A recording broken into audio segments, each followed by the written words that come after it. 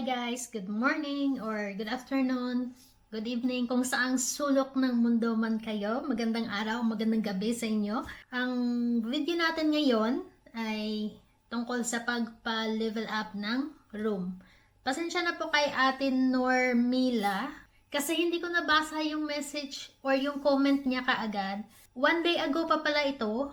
Ang sabi niya dito, paano po pataasin o makakuha ng experience sa room. New lang po, level 1 pa kasi yung room ko. Tatalakayin natin ngayon ang mga paraan kung paano mapabilis ang pagpa-level up ng room natin. Meron akong 6 na paraan paano magpa-level up ng room. Yung pinakamabilis talaga magpa-level up, ito yung number 1, yung mag-bind ng BFF or CP sa room mo. Pero yung counted doon is dapat yung first time band lang. Halimbawa, si A at B nag-bind ng BFF sa room mo sa unang pagkakataon, meron kayong makukuha na 3,000 XP. Tapos, si B and C nag-bind din sa room mo, nag-BFF band. So, first time pa din sila si B and C, di ba? Counted yon another 3,000 XP. Ngayon, si C at D nag-bind ng CP. CP bind sila sa room mo. Ang XP na makukuha doon is 7,500 XP. So, bawat CP band na sa 7,500 na makukuha natin na experience. So, yan talaga yung pinakamabilis na pag-level up ng room. Kasi, sa room level 1 to 5, ang kailangan lang na experience, bawat level ay 5,000 XP. So, kung bibilangin natin, kailangan natin ng 25 XP para umabot sa level 5.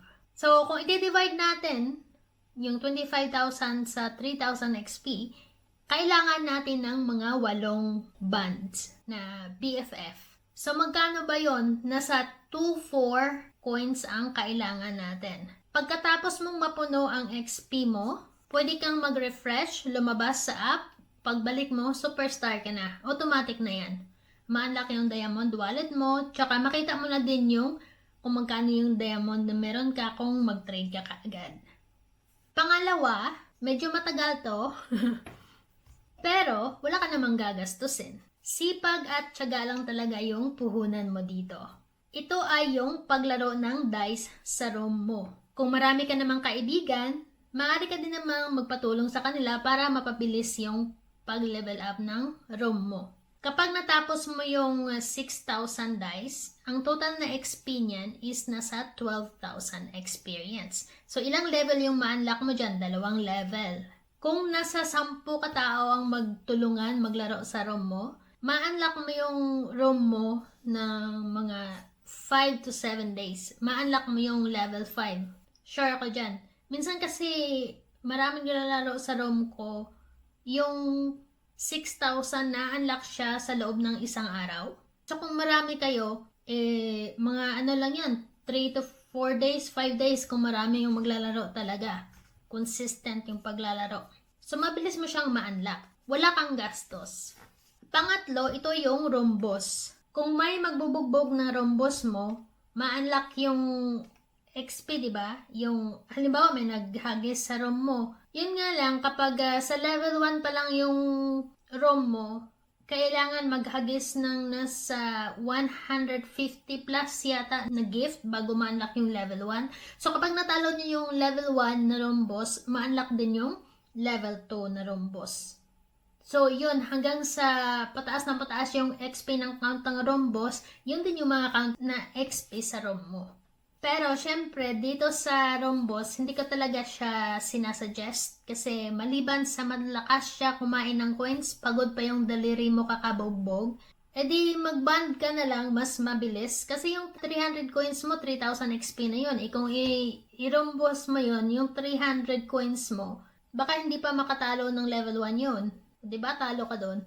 Pang-apat na paraan is yung trading. Yung magte-trade ka sa own room mo or makipagpalitan ka sa mga ka-family members mo. Halimbawa, gusto nyo magpalitan ng tag 100, mag-room to room kayo. Pupunta ka sa room niya, ihagis mo sa kanya, tapos pupunta naman siya sa room mo, ihagis niya sa'yo yung trade. Yun yung sinasabing room to room. Pero syempre, hindi ko rin to suggested na mag-trading ka na sa room mo kapag hindi ka pa superstar. Kasi maliit lang naman yung XP. Kapag superstar ka na, go. Kasi nga, meron kang makukuha na diamonds kapag nag-spend ka ng 100 sa room mo or may nag-trade sa room mo. Panglima, ito yung followers. Kapag may first time na nag-follow sa room mo, 30 experience bawat follow. So yung mga repeated na dating nag-follow, nag-unfollow, hindi yan counted. Dapat yung first time lang talaga. Pang-anim, ito yung invite new users. Dapat yung new lang talaga. Diba kapag may napunta sa mga rooms natin, makikita natin yung parang stickers next sa pangalan nila na new. Ibig sabihin, new users yun sila, wala pang 7 days. Kapag kinlik nyo yung profile, tapos walang family yung nakalagay, no family yet, pwede nyo i-click yung invite to family. Kapag in-agree nila yun, magkakaroon ka ng 300 experience. So, ayan yung mga paraan para mapabilis yung pagpa-level up ng room natin. So, kagaya ng sabi ko kanina, yung pinakamadali is yung number 1. Yan lang po. You'll see us for our next video. Thank you for watching. Goodbye. Bye!